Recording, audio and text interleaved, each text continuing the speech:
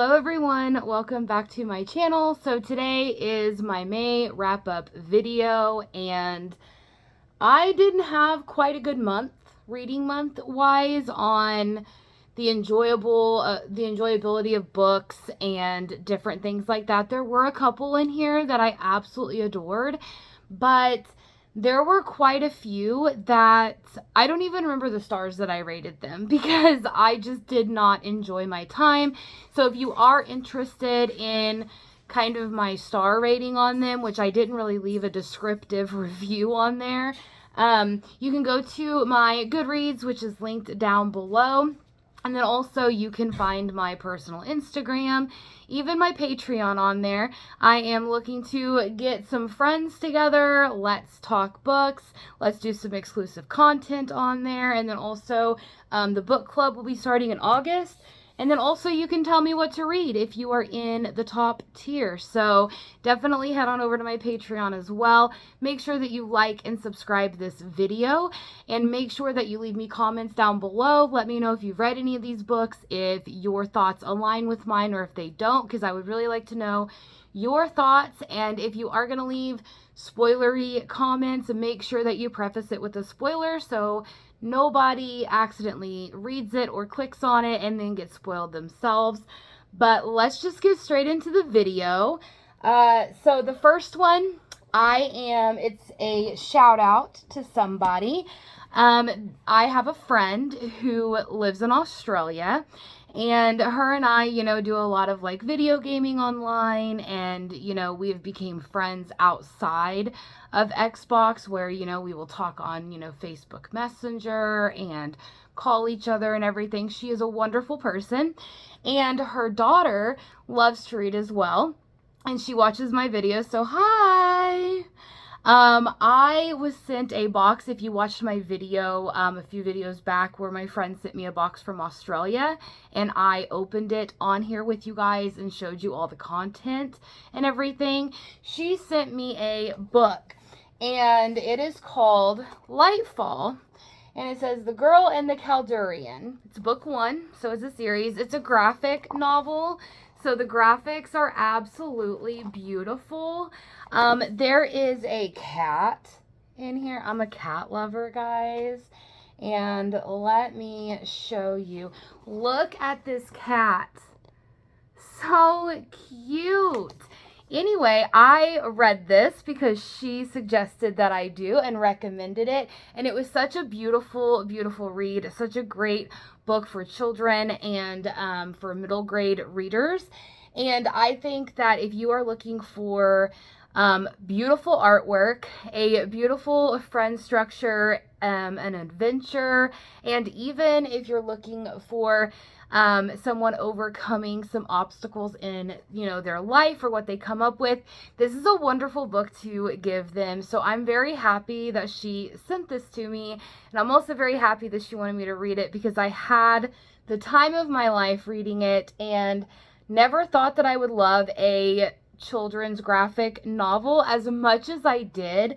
And of course, the cat was one of my favorites. Look at this kitty. I don't think you can see it very well. But anyway, this book is by Tim Probert. So if you have children or if you want to check out this graphic novel, definitely head on over to Amazon or Walmart or wherever you can to get this book. It was so delightful. So thank you, Little Miss, for recommending it to me and sending it to me. And thank you for watching my videos as well. So the next book we are going to get into is a book that I am reading for Becca and the Books. Her group does a book club, and so I'm trying to catch up to them. They just finished up book 2 in May, so they're on to book 3. I'm just now starting book 2, so I'm falling behind, guys. But the first book is Blood Mercy by Vila Roth. It is the first book in the Blood Grace series. This book is about a bastard daughter of the king and a Hesperine, which a Hesperine is like a vampire, but they're not like normal vampires that you hear about, like the ruthless, blood-sucking, vigilant, vampires. They're actually little marshmallows. I love that concept, and so she, what's her name? Cassia and Leo. This is their story. Leo is the Hesperine. So Cassia puts herself in a position where she is at the castle where the king and all his court is, and they're doing like this spring solstice treaty signing with the Hesperines. So the Hesperines are invited over. You don't know why Cassia wants to talk to a Hesperine, but you slowly, over several nights of Cassia and Leo's talks and discussions, you find out why she wanted to meet a Hesperine, and you find out why she is different than her father and her country, and why she has a lot of compassion and empathy. So I really loved this. This is a political fantasy. There is some spicy scenes in here, but not overly dramatic. So if you are reading it but you're not too big into spicy romance, I still think you would enjoy this book, but it is very heavy on the politics. So make sure that if you're going to dive into this series or this book, know going in it is very slow. It took me 30% to even like really start catching on to what the story was about. Also know that it's very politically driven. Know that this just takes time over multiple conversations between Cassia and Leo, so there's not like a whole lot going on around them. So just know that it is very heavy on that, and the way that this book is written is very hard to just like really breeze through, because it's like a proper writing, if that makes sense, like how someone would talk in those times of like courts and different things like that. So I'm really enjoying it. I'm going to be picking up Blood Solace, which is book 2. I'm hoping to read that in June. So definitely enjoyed this book. This one was one of my highest rated books. I think I gave it a 4-star. I think that's what I remember. So definitely pick this up if you are looking for that. The next book, I finally read a Sierra Simone book in May, and I have to say, guys, I don't think Sierra Simone is my author. I really don't, because I read 2 books by her that I had on my physical TBR. I had American Queen by Sierra Simone, and I also had Priest by Sierra Simone. So I'm going to talk about both of them at the same time, but I think I'm not really going to dive into any Sierra Simone books ever again, because I gave her 2 books chance, and I just don't connect. So the first one is Priest. Now, I will say this, even though Sierra Simone is not an author that I want to read anymore on, I would say that out of these 2 books, this book was probably the most enjoyable. It is very spicy. There's a lot of trigger warnings in here. You are following, what's his name? Tyler Bell. He's a priest in a Catholic church. He has, done a celibacy, type of commitment to the church, so he's not supposed to have a wife or any intimate relations with women. So, he moves to this small town, and, he's building up the Catholic church there and doing very well for a few years. And then in walks Poppy Danforth. That's what her name was, Poppy Danforth. And, she pops into the confessional. She's like, I've never done a confession before. To be honest, I don't even believe in God. And for some reason, the thing that I don't understand is they are in this wooden contraption, and he can't see her face. He doesn't know who this lady is. He is supposed to be celibate, so he's not supposed to have impure thoughts. And all of a sudden, the first thing that he can think of after one sentence from this lady is very impure thoughts and very, vulgar things. And I'm like, I don't understand, you know, how you've built this priest up and you've made him feel like that. Like, why didn't it take a little bit longer for those feelings to come out? So, very spicy. I absolutely loved the spice and the romance. I will say that Sierra Simone can write spice very well. Very, very well. The only reason why I don't think that I enjoyed this as much as like Blood Mercy is because all it is sex. I'm just going to be very honest. There's really no plot. I see where Sierra Simone tries in her books to make a plot out of it, how she tries to make a story, but there's not any plot at all, and I didn't feel connected to the actual characters, like, you know, intimacy. I feel like if this was just a, we're gonna do things and it's just gonna be that, I would have been fine with it, because that I understood. But putting it on like that they, you know, I'm not going to run it for you guys. Go check it out if that is something that you're into. If you have ever read anything by Sierra Simone and you do like her, you would really enjoy this book. But just know there are trigger warnings, so make sure you check those out beforehand. I enjoyed my time after I just got in the mindset of enjoy it for what it is, not for, you know, a high fantasy or something that you are begging for plot in. And so whenever I did that, I did enjoy myself a lot more. Then the next one also is American Queen by Sierra Simone. This is a trilogy. The first one follows Greer.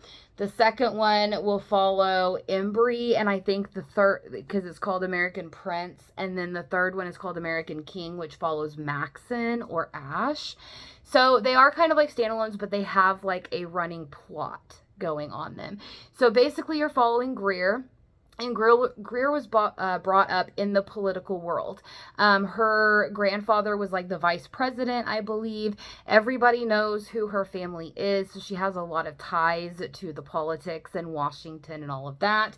She went to a prestigious college, all of these different things, and she fell in love with Maxon when she was a teenager, but nothing ever came of it because she was underage. Obviously, he didn't even write her back or anything. Then one night, whenever she was going to see him again when she was in her early 20s, she finds out that he's engaged to be married. Then she ends up, you know, sleeping with somebody that night, which I'm not going to say who, and she loses her virginity to him. And then several years later, Maxon becomes president. His wife had died before he became president by the cancer. So then all of a sudden Greer is summoned to Maxon's side, and the story goes from there. There was more plot in here than there was in Priest. So I really enjoyed the plot. I really enjoyed the details of that. But again, Sierra Simone is catering to the women who enjoy the spice, and that's all they want. They just want a smutty book, and they don't care about what the world is going on around them, which is absolutely fine. However, I am someone that really enjoys plot along with my spice, and so this one was way more enjoyable than Priest. I really enjoyed the plot in here. I really enjoyed the characters. I actually could understand their feelings. So check trigger warnings before you read this. Know going in that it is basically smut in every chapter, and that's basically all the chapters are. So if you are a plot-driven person like I am, Sierra Simone may not be a book or an author that you would want to pick up. I am not going to continue this series. It was okay. It wasn't terrible. Go into it knowing that it's just smut, and you're going to enjoy yourself a whole lot more. Then the next one is finally What Lies Beyond the Veil by Harper L. Woods. I'm terrible at character names, as you can tell, so I'm not even going to try to guess the female main character's name, but she is going to sacrifice herself because her father was sacrificed, and then now she's being sacrificed, and the reason why that they're being sacrificed is to hold up the veil. And I enjoyed this book. I want to read more in this series to fully understand what is going on. But basically, whenever she goes to be sacrificed, the veil falls, the Fae come into the world. If you become Fae marked, that means that you are like bound to that Fae. No one else can touch you or harm you. She's on the run with this other Fae, and you know, he's trying to help her because he's Fae marked. And so he's trying to help her, and she's running from the wild hunt, and you know, there's just all this adventure, and it was a very like intense, you know, book in certain parts. I really enjoyed it. I don't think that I was fully invested at first because I didn't quite understand what was going on. I'm used to fantasies taking 20 or 30% to world build to get you there, you know, to get you to that point. I feel like Harper L. Woods like really just kind of dove in there. Like, that is not a bad thing because she wanted to hit the ground running and she wanted to get this story told. And there's more books, you know, in the series, so it wasn't just a standalone. And I enjoy that. I just wanted a little bit more build up, or, you know, a little bit more slow pacing in certain parts.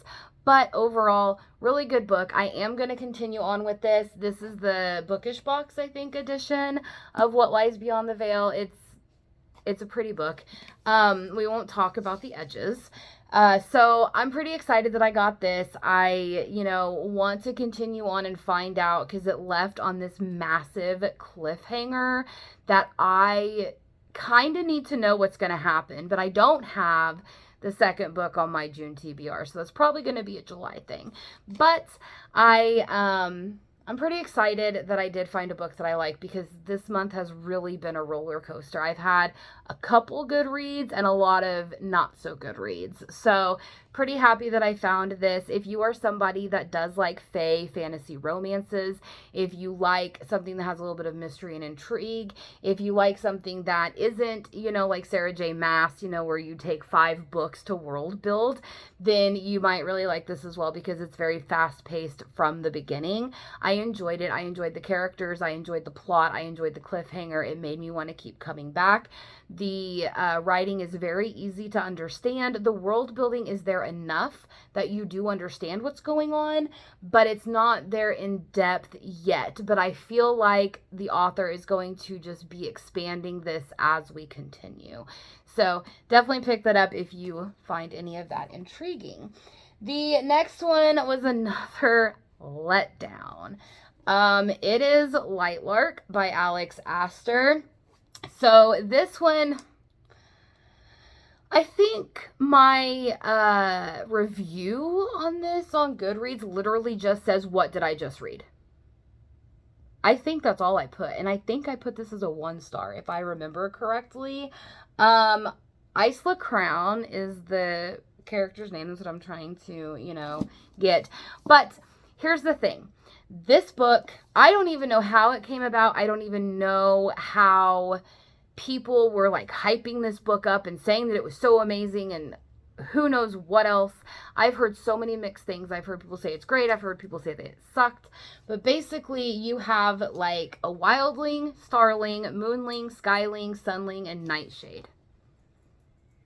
Those are the courts. I don't know who came up with those court names, but they're terrible. And Isla Crown, I don't even know. Like, I feel like someone didn't thoroughly plot this out. The plot itself, I understand the concept, and I understand where the author was going with the plot. I think this is going to be a duology. I understand all of that. I know where she was going. I know what she was intending. What I don't understand is why did someone not read this book and say, listen, there's so many plot holes. Like, you're talking about someone being right here, and then in the next sentence, they're in a different area. And you don't even talk about how they got there. You don't even talk about how we got from part A to part G, you know, in this whole plot. It was a whole cluster of a mess, and it kept bringing me out of the story. I couldn't connect any of the characters. I didn't understand what was going on. I was trying so hard. I tried to read it physically. I couldn't. Tried it on audio, on Scribd. Couldn't even get into that. So then I tried audio and reading at the same time, and I still don't understand what part of this book is about. I'm going to be honest. Now, could be in the second book, but I feel like at this point I should know the vast majority of where the story's going. I understand parts of it. I understand the overarching concept that she was going for. I don't understand the plot of this book. It was terrible. I feel bad for the author because I feel like her editing team and her proofreading team severely let her down. This is not her debut novel. So she knows what she's doing, but I feel like the team that backed her on this severely detained her. Read at your own risk. How about that? If you believe the hype and you think that you can understand this book, give it a go. 100%. I'll never tell you not to read a book. But I personally do not think this is hype worthy at all. I feel like this book is a major letdown and definitely needs to go back to the drawing boards and then be republished. That's just my honest opinion.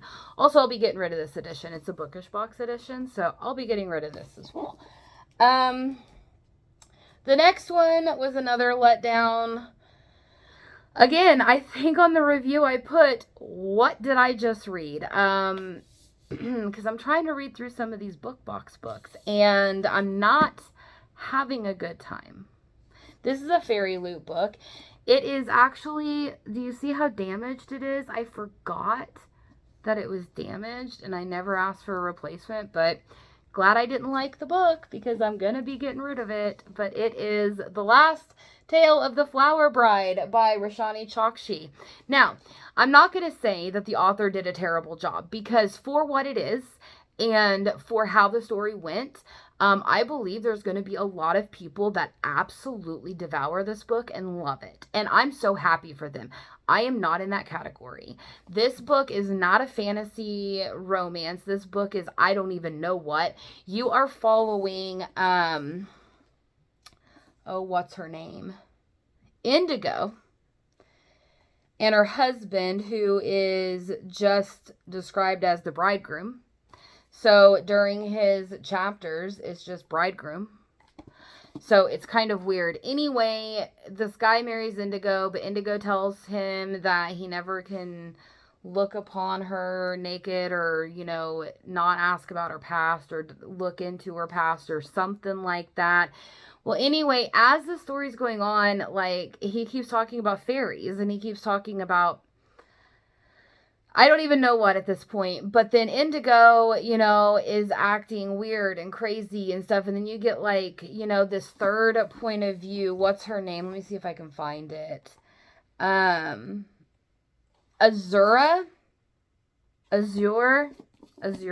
something like that. Anyway, her and Indigo were friends, so you get flashbacks whenever they were children and teenagers, and they go to this Fey realm or something, and I don't know. I can't piece everything together, guys. I tried so hard. This book is clearly not a book for me. It was all over the place. I didn't quite understand why we were getting that third point of view. I didn't quite understand why Indigo seemed absolutely insane. I didn't understand why the bridegroom was the main focal point of this entire book.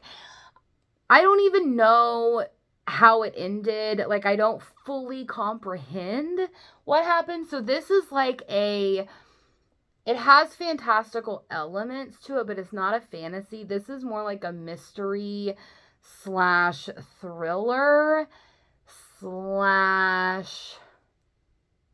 almost literary fiction type. It's so hard to say what it is, but I would definitely say mystery and thriller 100%. And those are just two main genres that I don't really read unless they're woven into a story. So definitely go check it up if you do like mystery and thrillers, if you do like basically reading the book and not understanding what you're doing until the very end and then it all fully clicks for you. You're gonna love this book. I did not, however, and I'm kind of bummed about it because again, this is the second book box book that I, read this month, and again, it just let me down personally on my reading taste. So now it's making me question if I need to start canceling some subscriptions because there may be a month that sounds really good, but then it could be like this because I read the synopsis of this and I was like, wow, this is going to sound like a great book. Clearly, I don't even know myself. So check it out if you like those type of books. And then finally, the last book I'm going to talk about, it's not the last one I read, but it's the last one I'm going to talk about. But I did get a corrected copy of The Ashes and the Star-Cursed King by Carissa Broadbent. This book is book 2 in the Nightborn duet, and it's the Crowns of Nyaxia series. I believe I have heard there's going to be 6 books, so 3 duologies set in this world. So this book will wrap up Rain and Orea's story. So I can't tell you what this book is about because then it will spoil the first book, which is called The Serpent and the Wings of Night. And I'm just going to say, guys, all the hype around this book, all the hype around this series is absolutely worth it. If you are a fantasy romance reader, if you like books that have a very deep plot with political intrigue, if you like books that have a lot of action packed, that's not stagnant, but a really good romance that's woven in, this book is amazing. The first book is following Aurea. She is the daughter of the Nightborn King. It's a vampire world. There's 3 worlds or 3 realms in this vampire world, and they're in the Nightborn area. And basically, she's the daughter, but she's his human daughter. So he raises her to fight and to defend herself and know that at any moment anybody could try to end her life. So she enters the Kajari, which is every 100 years. These vampires, go into the Moon Palace. They fight through the phases of the moon. I think there's like 5 or 6, different phases that they fight through. And then whoever wins, because you fight to the death, whoever wins at the very end wins the Kajari and actually wins a wish from the goddess Nyaxia. So Vincent, trains her, gets her ready for the Kajari because she is going to win it, is what she says. And she is going to, I don't remember how it is said in the book. I don't know the exact verbiage, but basically bond herself to Vincent, her father, not in a romantic way because that's her father, but in a way where they can share power.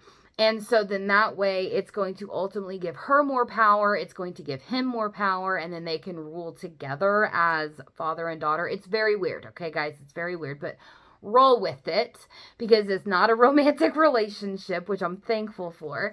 And anyway, during the Kajari, she meets a guy named Rain. Rain is a turned vampire. He was not born a vampire. And she ends up having to ally herself with him and his friend. So they are allies in the Kajari, and things happen, things, start getting deep between her and Rain, things start getting a little bit crazy out on the battlefield. Aurea keeps going to the human districts and killing vampires in between, the moon phases because she is trying to keep the humans safe because those are her people. And it's just a really good story. I absolutely loved it. And then this book continues after the Kajari, and I can't tell you what happens at the end because that ruins the entire first book. So anyway, this book is definitely worth all the hype. Well, the duology is worth all of the hype. The first book was stunning, amazing. I couldn't put it down. The second book, I've heard a lot of people say that it wasn't their favorite because they didn't like certain parts or like where the story was going that Carissa did. I differ. I loved this book more than I liked the first one, only because you get further exploration into the political world and into a lot of different things that you may have questioned in the first book, and then you get those tied up. So it's really, really good. Pick this up if you do like vampires, but you like ruthless vampires and not sparkly ones. And make sure that you check out Carissa. I actually bought her Daughter of No Worlds first book in that series because I am now a Carissa Broadbent fan. She is going on the same level of Sarah J. Maas and Rebecca Garcia for me. So thank you, Carissa, for bringing me amazing worlds and amazing characters. But these are all the books that I read. Let's see if I can do it. in May. It was definitely a book heavy month. However, a lot of books were letdowns, and I was very sad about that. But I did find some really good gems. I finished up a series. Now I can't wait to see what the next duology is going to be about. If it's going to be about the Shadowborn or the Bloodborn. I don't know which one. Who are the characters? I have an idea. I think I know who the next female main character is going to be, but I'm not going to tell you. So if you've read this duet, you probably know, and you're probably on the same thought process I am, because how this ended, I think that she is going to be the next female main character. If she is not the next one, I believe she will be the final one. She is going to be one of them. I do know that. I just don't know if it's going to be Shadowborn or Bloodborn that she is going to go to. So we shall see. So definitely, like I said, everyone, like my video, subscribe, check out my Patreon so we can read some books together and we can find some more gems that we love. And definitely, check out more of my future content. And thank you, Little Miss, if you are still watching, for recommending that graphic novel. I loved it. It definitely broke up my month from bad books and good books, and it gave me just a lighthearted time, and I enjoyed it thoroughly. So thank you. And everybody, I will see you next time. Bye.